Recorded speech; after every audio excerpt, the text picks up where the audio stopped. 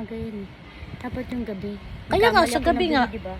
Day cream yun, nagkamali ako ng bili. Ah. Pero may day cream talaga, pang night Maglalagay tayo guys ng retinol. Age Miracle by Pond's. By Pond's. So, konti lang. Kasi sobrang mahal. Pero di naman ako ang bumili. Bumili ng anak ko. Kaya tinitipid ko. Baka pag naubos, di na ako ibibili.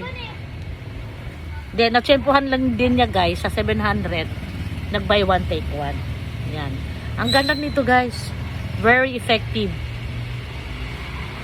Maganda siya ilagay sa Actually, meron siyang pang night and day cream. Ang nabinan ako day cream. So, nilalagay ko siya tuwing gabi lang. Nagkamali lang ako ng bili na Yan. Di ba, buy one? Very effective guys. Ganda. Dapat yung isa, Nag-smooth yung aking skin.